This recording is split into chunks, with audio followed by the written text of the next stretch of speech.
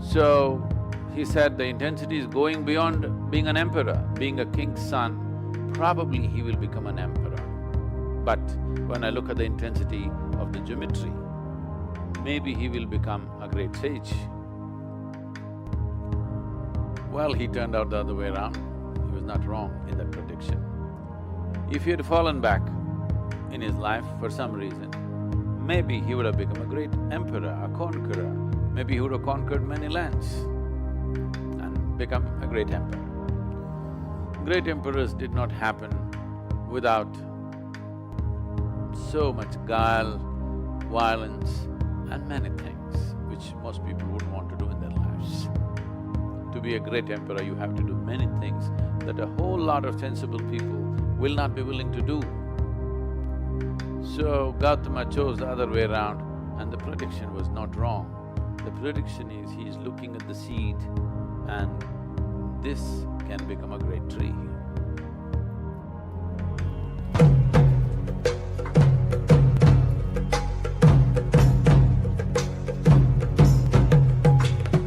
What we refer to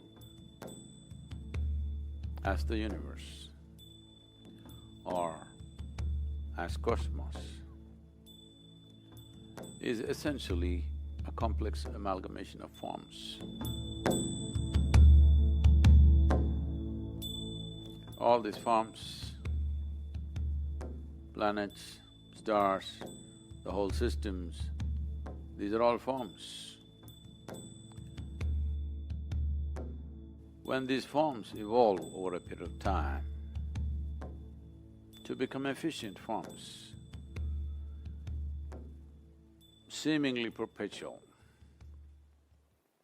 they have become seemingly perpetual in our experience because of the perfection of geometry that they have arrived at. It's not something that it suddenly happened.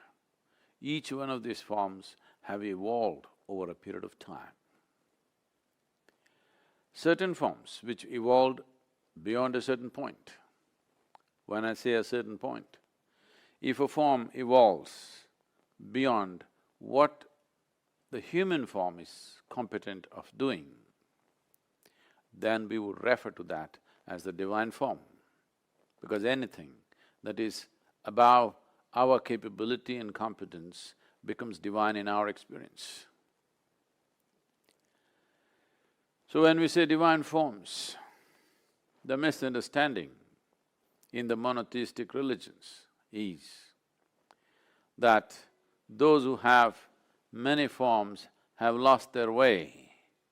That is, they do not know what divinity is, they have invented too many images. These forms are not invented, they're derived.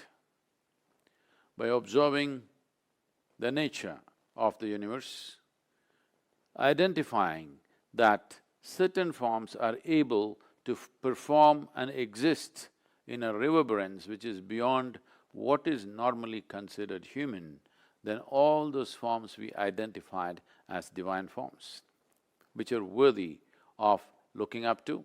Above all, these are forms we have to learn how to use, how to become accessible to these forms which are more competent forms than our own form.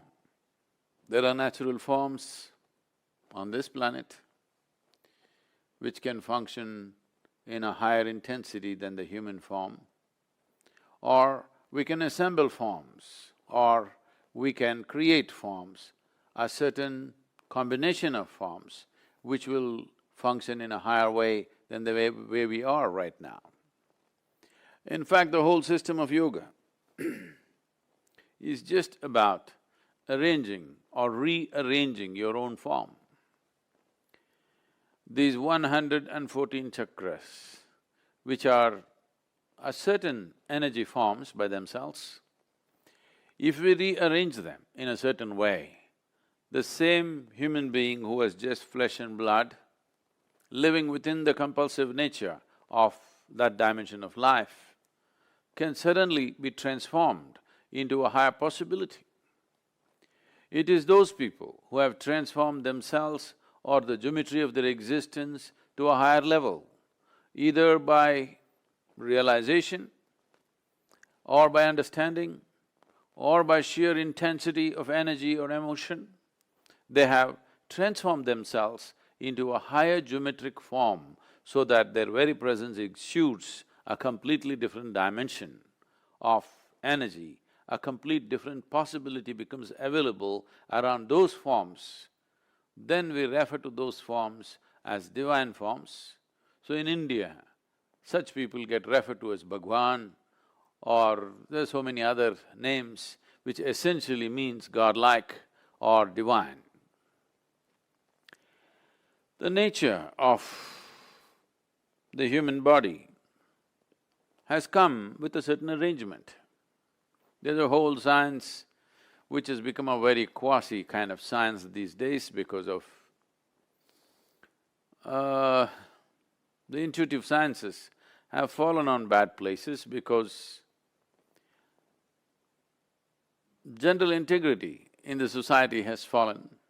People start saying things, guesswork is considered intuition. Otherwise, whenever a child is born, usually in India, they used to call a person who's intuitive, who'd come and observe the geometry of the child's body and would say, this is what is possible in this child's life.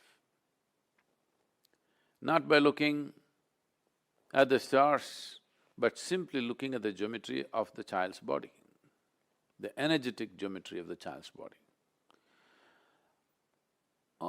Probably most of you have heard about how a certain person predicted Gautama, the Buddha's future. He said he will either become a great emperor or a great saint. So this may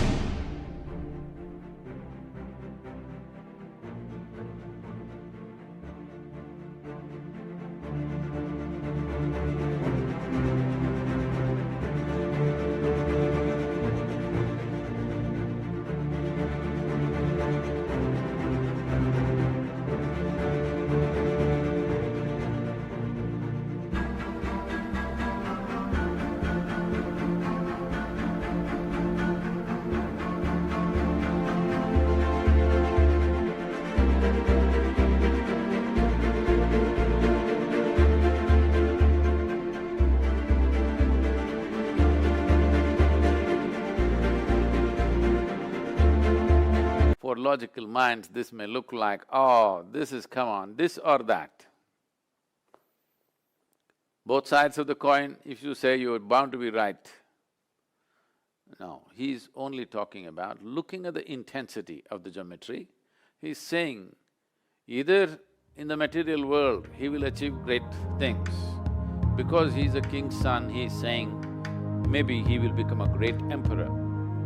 Or because of a certain observation, if such intensity is there in the child, why would he waste his time ruling over people? He would rather embrace it.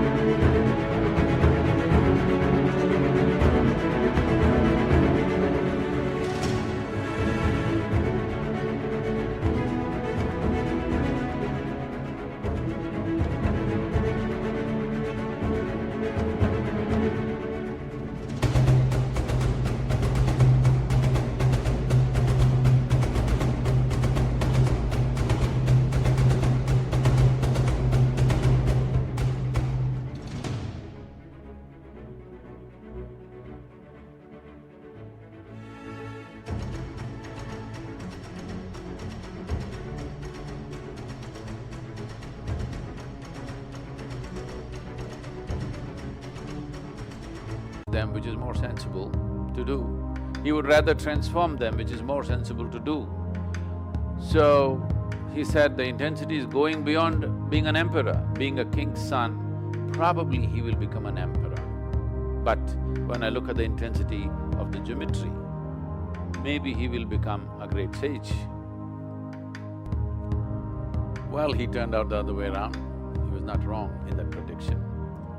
If he had fallen back in his life for some reason, maybe he would have become a great emperor, a conqueror. Maybe he would have conquered many lands and become a great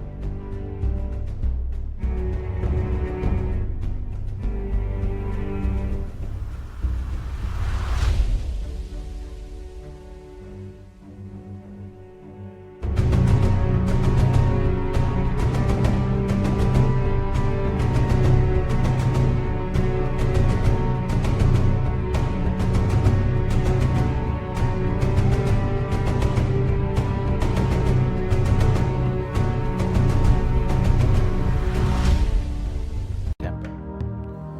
Great emperors did not happen without so much guile, violence and many things which most people wouldn't want to do in their lives. To be a great emperor, you have to do many things that a whole lot of sensible people will not be willing to do. So Gautama chose the other way around and the prediction was not wrong. The prediction is he is looking at the seed and this can become a great tree. So the geometry of the body, rearranging the geometry of the body is about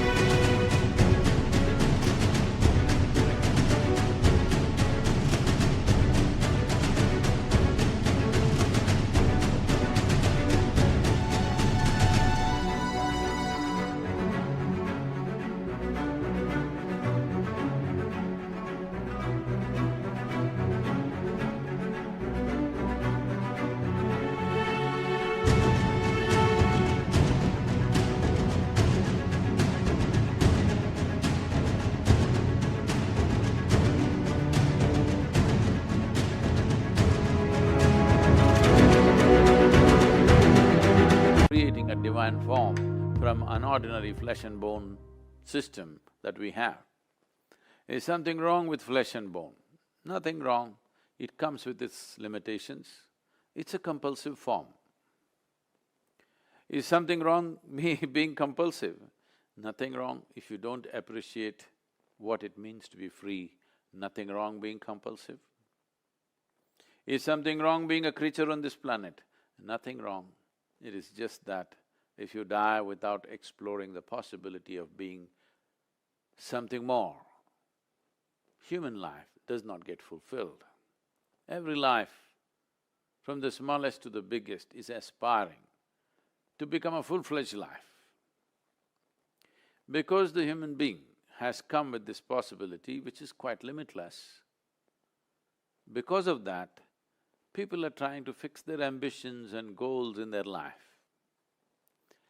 What is a seamless possibility? People are trying to fix it so that they will feel like achievers. If they pass an examination, they feel great. If they get a job, they feel great. If they earn $1 million, they feel great. Some nonsense like this. This is like among the lame people, you're a champion just because you have 2 legs. Human possibility has come with a seamless possibility. There is no way you or me can fix a goal, if I reach this, I'm done. It's a stupid way to culture one's life. If you arrange your inner geometry properly, this becomes a machine to go very far. How far it goes internally is entirely determined by the human being, the individual being. But how far he goes in the world are determined by the times, by the society, the social structures, so many things. You may get knocked down on the way. You may not get crucified, somebody may run you down on Highway 8, you know. So, how far we get in the world are subject to many things.